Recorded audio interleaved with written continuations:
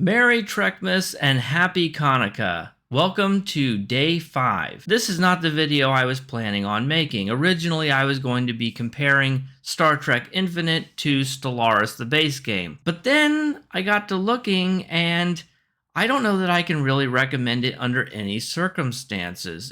A few days, it will have been 8 weeks since Star Trek Infinite came out, and I'm really disappointed with what they've been offering in that time. So then I decided to take a look at the company in general, and oh boy, are there a bunch of huge red flags we're going to take a look at. So this is their games page on Wikipedia. We can see in 2016 they released Master of Orion, Conquer the Stars. That's a 4X game, a space 4X game, so that's promising. They have experience in this particular niche here. Let's go ahead and take a look at it on Steam. All right, mostly positive overall, about 75%. That lines up pretty well with the Metacritic score of 74. We come down here, the first review. If you're looking for Civ in space, but with no strategy or diplomacy, this is the game for you. If you're looking for Master of Orion 1 or 2 but newer, you'll have to keep looking. There's none of the magic of the original releases. Now that's not how everyone felt. There's some positive stuff here. But yeah, that's not like super great, right? Okay, so they made a similar game in 2016, and it's got a lukewarm reception. But let's check out one of these reviews. So here we go. We got the IGN review for Master of Orion. An unremarkable 4X game by any other name is just as unexciting, even if that name is one of the greatest nostalgic darlings of the strategy games of past. Okay, let's come back down and take a look at the final verdict here. We're not going to read the whole thing. There's not much that's outright wrong with Master of Orion, but there's not much memorable or endearing about it either.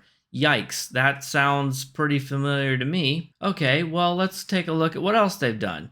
Then in 2019, they put out Drone Strike Force. What's that all about? Okay, well, let's go to their website. Drone Strike Force, The Challenge. Odyssey Games approached us with a bold idea to make a multiplayer shooter MMO in the vein of World of Tanks, but featuring fast-moving combat drones. I'm sorry, World of Tanks, but with drones is a bold idea to you? So then they say, oh, our team quickly fell in love with the idea, and we, wrote really good code and made the game, blah, blah, blah. Okay, so how's this game doing? Let's go ahead and take a look at the official website as linked to on the official Nimble Giant website, and oh dear, this website doesn't exist anymore. That's not great. Well, it turns out the game has been renamed. Keep in mind, it was supposed to come out in 2019. It's now called Skylink. And what's this? It's still in early access? That was 4 years ago, my guy. What are you doing? They've renamed it. The website doesn't work. The links have all been changed. So that's a yikes a doodle dandy. Then in 2020, they put out Quantum League. Oh goody, what is this? Okay, let's take a look at Quantum League. It's a competitive arena shooter, so you can see they don't have a lot of original ideas. But what's that about? Oh, well, this website actually works, but there's no information on this item. Well, let's check out the Steam page. Maybe this is just a website issue. Maybe the game is still all right. And oh dear, it is on Steam, but it's no longer available to download. It has been removed from the store, so that's not great.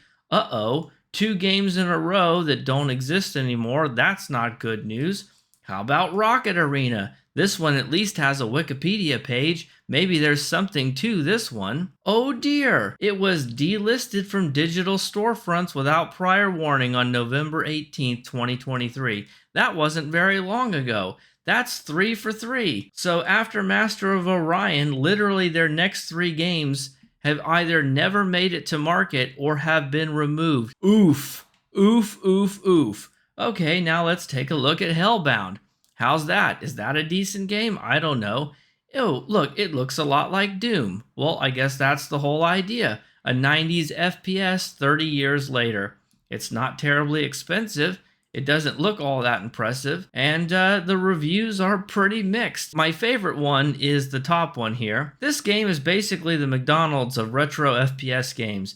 Is it edible? Yes. Is it good? No. Is it filling? Not really. Will it tide you over till you can get to Pizza Hut? You bet your fat ass it will. Well, I'm starting to think there's no Pizza Hut coming, my friends. So this is not very promising. In the last 7 years, we have a Master of Orion reboot that people seem to regard as milquetoast, 3 games that don't exist, a weird nostalgic Doom clone that was made 30 years after the original, and then Star Trek Infinite. I don't think we're ever going to see any significant development to this game, and I'm going to tell you why. We're going to close it out by taking one more look at the Nimble Giant Entertainment website. Built on experience, fueled by passion. Whose passion is it fueled by? It's certainly not the players. The only 2 games that they still seem to have for sale have pretty mediocre receptions. I mean, for crying out loud, this is the thumbnail I used for my initial impressions of Star Trek Infinite. I was thoroughly whelmed, my friends. But here's what I believe. There are a lot of developers out there who, B-tier developers, who have some talent and who have passion for making video games in general. They just want to work on games, and they have the skills to do so, but they either didn't get a job at one of the prestigious studios, or they don't feel like living in their car in order to benefit Bobby Kotick. So they end up working at a place like this. Instead of going on their own and being an indie developer where they're never going to make any money, they work at a place like Nimble Giant where they put out the equivalent of the unbranded cereal in a bag on the bottom shelf.